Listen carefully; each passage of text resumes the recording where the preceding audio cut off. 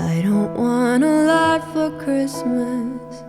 There is just one thing I need.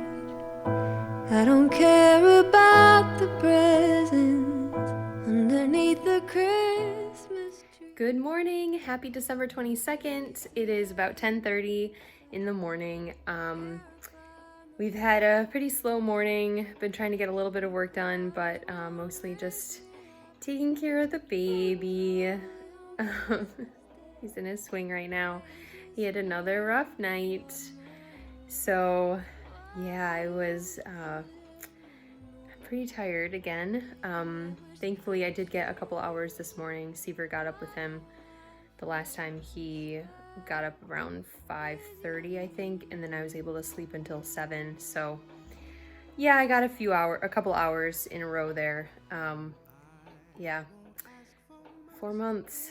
He's almost 4 months. He's not quite 4 months yet, but anyway, I just went downstairs to put a card in our mailbox because I wanted to give the post worker, I don't know if it's a man or a woman, a little Christmas surprise. I put some of the cookies that we baked on Sunday in a little bag, put those down there with a tag on it, and then gave him a little tip.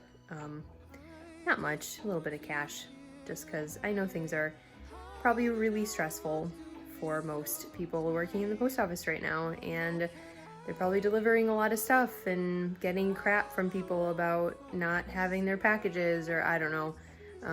If business owners are getting crap from people about their packages not being there on time, I can't imagine the deliverers of those packages.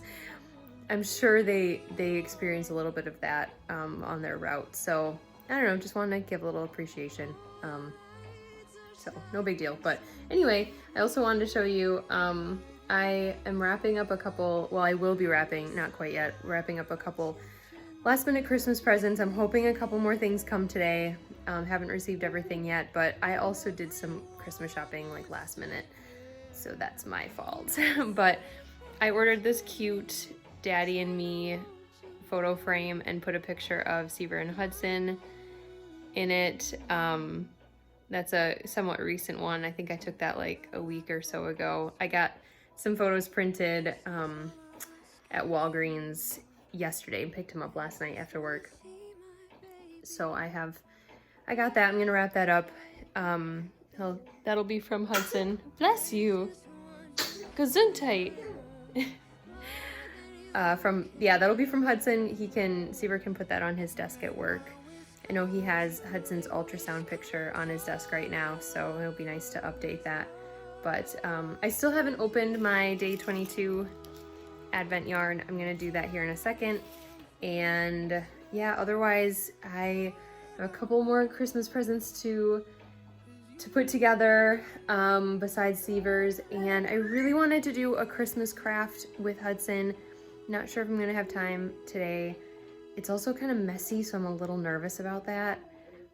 I mean, babies sort of flail their arms around, and I have to do, like, I'm using a little bit of like finger paint, like non-toxic finger paint. So I don't know, that seems like a bad idea with a little baby who's like putting his hands everywhere. I don't know. I'll just have like a washcloth on hand so I can wipe his finger off like right away. But anyway, I'll hopefully check back in with you soon. So here we are. Here is Mr. Bingley. This is day 22 of my Jane Austen Advent calendar. I love that. I can't decide if that's gray or blue, but I really like it. And I realize I've filmed over here a couple times with my Advent, and you've seen my spinning wheel, but I've never talked about my spinning wheel. So I used to spin a lot, like a lot. I learned just after, ignore our internet and modem and cords and all that yuckiness. I learned to spin just after college, and I had a really good friend who was really into spinning. She was, super into it, and we would spin all the time. They had like, her and another friend had like a group. We'd go out and spin together, and yeah, it was really fun. And that sort of dissolved after a while. And when I don't know when I kind of stopped spinning a lot. For a couple of years, I would spin all the time, and then that sort of fell away a little bit. Last year, if you watch the podcast, I started spinning this for my hand-spun version of the Night Shift shawl, and this was going to be one of my colors, so I spun a full bobbin of singles for that, and I never spun the other half of the braid or plied it, so I still have that to do. Someday. I really lately have really been wanting to get back on the spinning wheel. I just, obviously don't have time. And then over here I have a bunch of handmade quilts from my Oma, my grandmother. She gave Seaver and I this one for our wedding. It's a full, I think, queen size quilt. And then this one back here, this is called Sunbonnet Sue. I think I've showed this in the past, but in case you are watching for the first time, she made this one for me when I was a kid. And all of these fabrics are old flour sacks. Oh, hold on one second. Anyway, I was gonna say that these are all old flour sacks, all of the printed fabrics here, which is really cool. And this is just a queen size quilt. But isn't that cool? She hand stitched all of this.